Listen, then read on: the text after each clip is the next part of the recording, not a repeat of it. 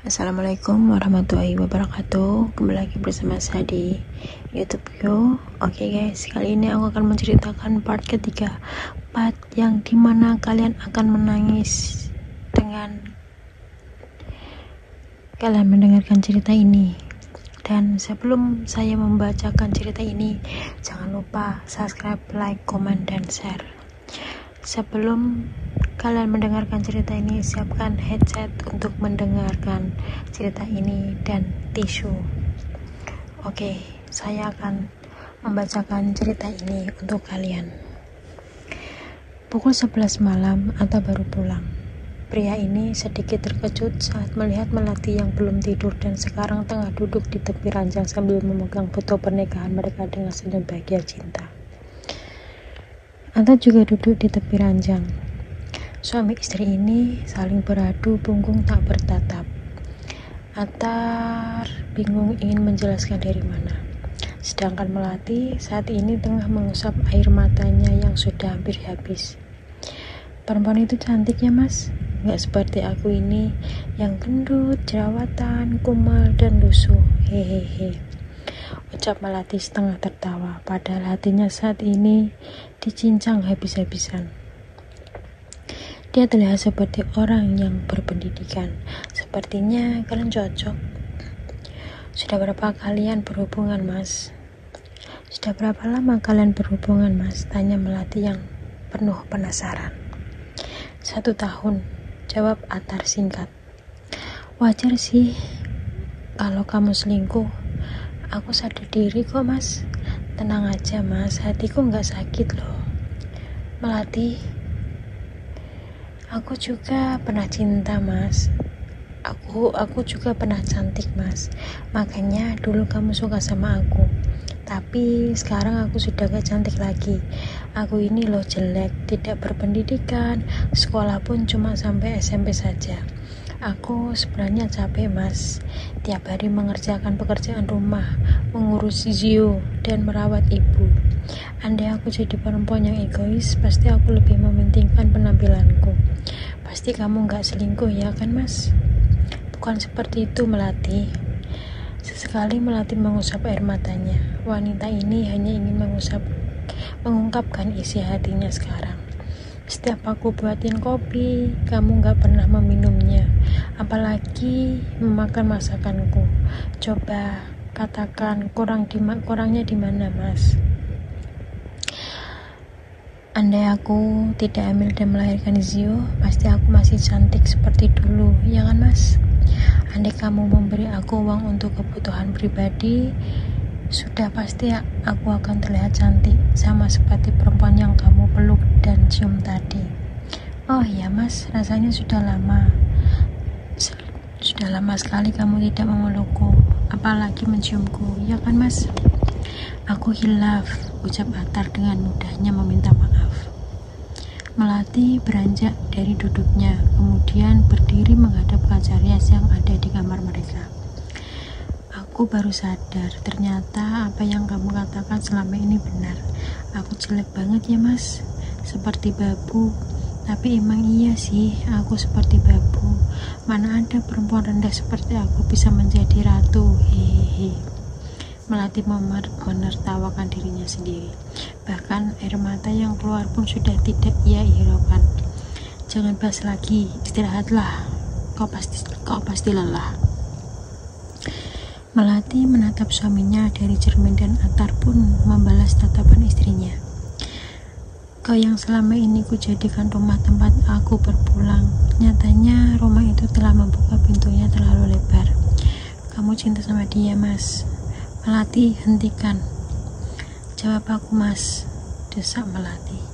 Aku ini istri yang banyak kurangnya di mata suami yang tidak pernah bersyukur. Andai kamu bisa mengerti perasaanku sekali saja, pasti aku akan sangat bahagia. Aku hanya ingin pedulimu, mas. Lihatlah, mas, ranjang ini hambar dan hampa.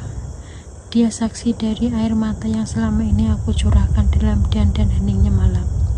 Aku sakit, mas. Hatiku sakit.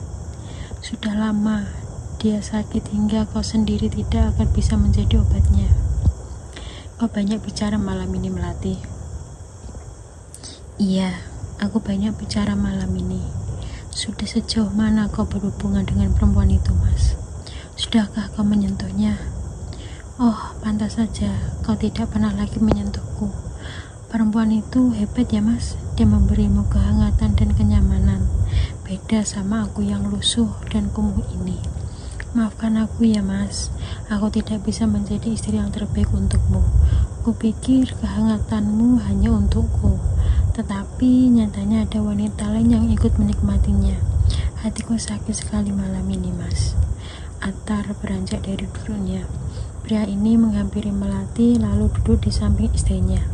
Atar ingin meraih tangan Melati, tetapi dengan cepat Melati menarik tangannya. Maafkan Mas Melati, ucap Atar. Melati hanya tertawa.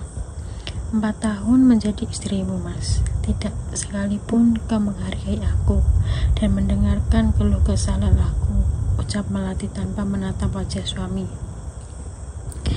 Kenapa menatapku, Mas? Bukankah jerawat di wajahku membuatmu geli dan jijik? Hehehe, setelah apa yang aku lihat dari ini dan perlakuanmu padaku selama ini, apa yang kau masih bisa menjadi rumah tempat aku berpulang, Mas? Aku ini sebatang kara. Kau tahu itu kan, Mas? Lantas, apa yang harus aku lakukan sekarang, Mas? Melati masih hilaf, ucap Atar dengan bodohnya. Mas, minta maaf. 1 tahun bermain api masih bisa bilang hilaf. Lucu sekali. Padahal perselingkuhan itu dilakukan dalam keadaan sadar dan tidak mabuk. Setelah ini, apa masih bisa ranjang ini menghangat? Sebenarnya aku rindu, tapi sayang kerinduanku ini sudah tidak memiliki tuan karena tuannya telah berpindah ke lain hati. Yang lain, Mas. Melati menatap mata elang suaminya. Mas, jika perempuan itu yang terbaik untukmu dan bisa memuaskan dirimu dalam segala hal, kenapa tidak kau nikahi saja dia? Pasti sekarang aku akan kembali pulang kepada orang tuaku karena si jelek ini sudah tidak memiliki tempat lagi di hatimu. Maafkan Mas Melati, maafkan Mas. Mas mengaku salah, ucap Atar sambil menangis. Melati tidak menjawab. Dadanya terasa begitu sesak. Setahun suaminya menjalani hubungan dengan perempuan lain dan hari ini baru ketahuan. Asal kamu tahu, Mas, aku juga ingin cantik. Aku juga ingin mengenakan pakaian yang bagus dan perhiasan yang indah. Pergi jalan-jalan bersama anak dan suamiku. Hanya saja aku lupa jika suamiku adalah kamu, Mas. Sejak 3 tahun yang lalu kau telah menancapkan belati di dalam hatiku dan sekarang kau sedang menabur garam di atas lukaku. Semoga luka ini cukup aku yang merasakan, asal jangan kamu karena belum tentu kamu kuat menjadi aku. Melati mengusap air matanya menggunakan baju dasar yang sobek itu. Melati pun menyimpan foto pernikahan ia dan Atar ke bawah ranjang. Padahal biasanya foto itu ada di atas nakas. Wanita ini sedikit menggeser diri lalu memberikan tubuhnya menghadap tembok. Menangis dalam diam sudah biasa Melati lakukan. Melati, Mas minta maaf. Tolong maafkan Mas. Mas janji akan mengakhiri hubungan Mas dengan perempuan itu. Sudah terlanjur sakit, Mas. Kenapa harus dihentikan? Kita telah menjadi 2 orang asing di atas ranjang ini, dan aku sudah siap kau ceraikan, ucap Melati, membuat Atar semakin merasa bersalah. Atar menatap punggung istrinya. Ingin rasanya ia menyentuh, tapi tangannya hanya mengambang di udara. Malam ini jarak tidur mereka begitu dekat, tapi hati Melati sudah terasa mati.